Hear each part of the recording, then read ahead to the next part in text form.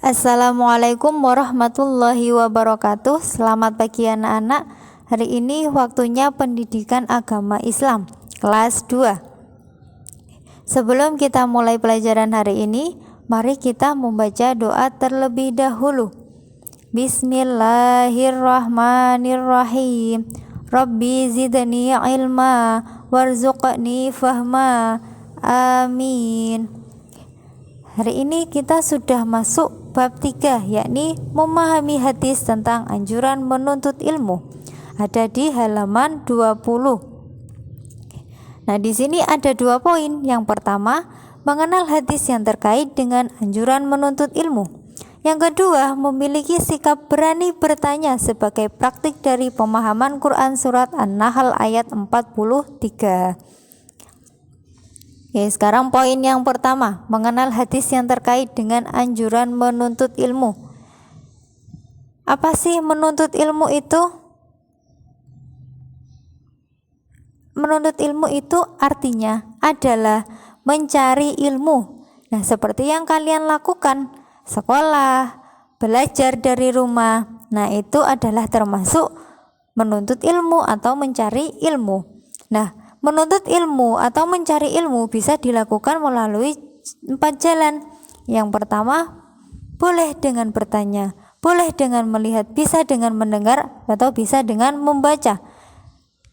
Nah, dengan bertanya, melihat, mendengar, dan membaca itu bisa menambah ilmu pengetahuan anak-anak. Ya, sesuai dengan wahyu yang pertama diturunkan kepada Rasulullah Sallallahu Alaihi Wasallam, berbunyi Iqra, artinya bacalah. Dalam wahyu tersebut secara tidak langsung ada perintah untuk menuntut ilmu.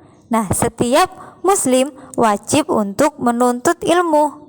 Hukum menuntut ilmu itu adalah wajib. Ya, setiap orang muslim wajib menuntut ilmu karena ilmu adalah berkah untuk menjalankan kehidupan dengan baik. Banyak hadis Nabi yang memerintahkan kita untuk menuntut ilmu. Di antaranya, ini hadis yang pertama, berbunyi, Talabul ilmi faridhatun ala kulli muslimin.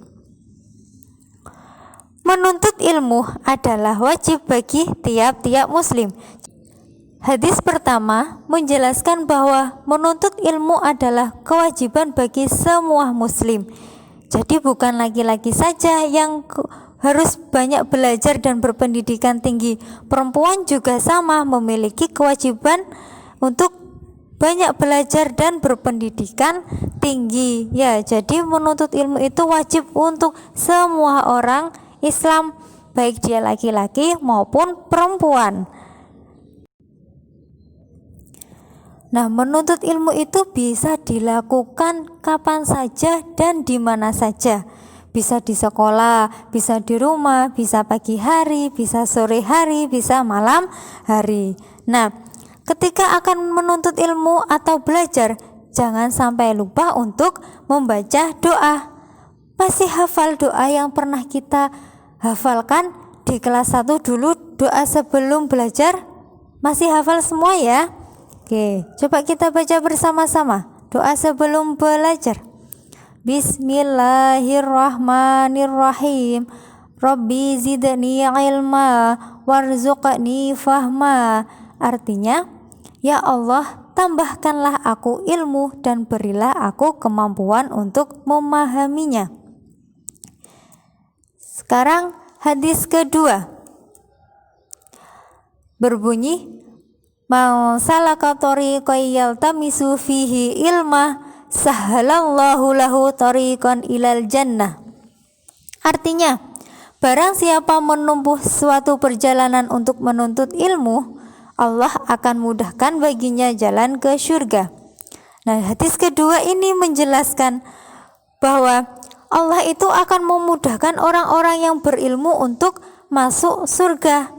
Karena dengan ilmunya dia mengetahui amalan apa yang membuatnya masuk surga. Contoh, apa saja sih perbuatan-perbuatan yang diwajibkan? Apa saja sih perbuatan-perbuatan yang diperintahkan oleh Allah yang bisa membuatnya masuk surga. Contohnya sholat, puasa, ya.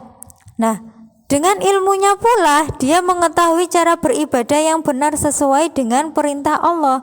Nah, dengan ilmunya juga orang kan bisa mengetahui, oh bagaimana sih caranya sholat yang benar agar bisa diterima oleh Allah dan bisa membuat kita masuk ke surga. Bagaimana sih puasa Ramadan yang benar, puasa yang diwajibkan itu, bagaimana sih caranya melakukannya yang benar agar bisa diterima oleh Allah dan bisa membuat masuk surga. Nah, jadi orang yang menuntut ilmu itu akan dimudahkan oleh Allah untuk masuk ke surga. Jadi makanya itu kita diwajibkan untuk menuntut ilmu. Oke, sekarang poin kedua, memiliki sikap berani bertanya sebagai praktik dari pemahaman Quran surat An-Nahl ayat 43 yang berbunyi, Bismillahirrahmanirrahim. Wa ma arsalna min qablika illa rijalan nuhi ilaihim fas'alu ahla dzikri in kuntum la ta'lamun. Artinya, dan kami tidak mengutus sebelum kamu kecuali orang-orang lelaki yang kami beri wahyu kepada mereka. Maka bertanyalah kepada orang yang mempunyai pengetahuan jika kamu tidak mengetahui. Rasulullah Shallallahu Alaihi Wasallam bersabda, "May yuridillahu bihi khairan yufaqihu fid-din." Artinya, barang siapa yang Allah inginkan kebaikan padanya, Allah akan fahamkan ia dalam masalah agama.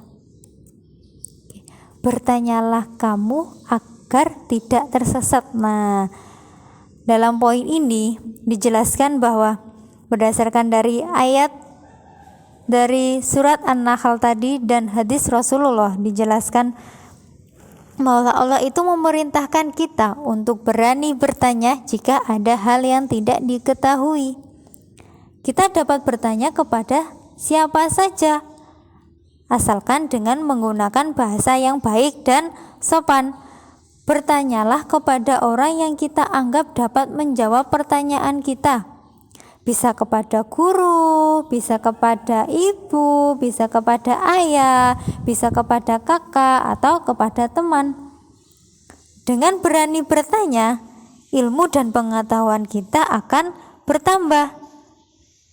Nah, sebaliknya jika kita malu bertanya, maka tidak akan banyak hal yang kita ketahui. Ya, nah ini seperti istilah ini. Akan seperti halnya ada istilah malu bertanya, sesat di jalan. Ya, kalau kita malu bertanya ya tersesat, ya tidak akan juga menambah ilmu pengetahuan kita. Tapi kalau kita berani bertanya, misalnya, Bu, bagaimana sih caranya berwudu yang benar itu? Nah, kalau kita tidak berani bertanya, akhirnya apa? Kita wudunya jadi asal-asalan. Nah, kalau kita berani bertanya, nanti bisa menambah ilmu pengetahuan, bisa tahu bagaimana caranya berwudu dengan benar, ya. Nah, bertanya juga harus menggunakan kata-kata yang baik dan sopan. Nggak boleh, nggak baik kalau misalnya bertanya dengan cara membentak, dengan bahasa yang tidak sopan. Ya. Nah, setelah kita bertanya, jangan lupa untuk mengucapkan terima kasih kepada orang yang kita tanyai. Kalau kita misalnya habis bertanya kepada guru atau kepada teman di sekolah, setelah bertanya, setelah dijawab, jangan lupa untuk mengucapkan terima kasih. Begitu juga di rumah ketika belajar dengan ibu dan ayahnya. Ketika kalian bertanya, dijawab sama ayah dan ibunya, setelah itu jangan lupa untuk mengucapkan terima kasih. Ya.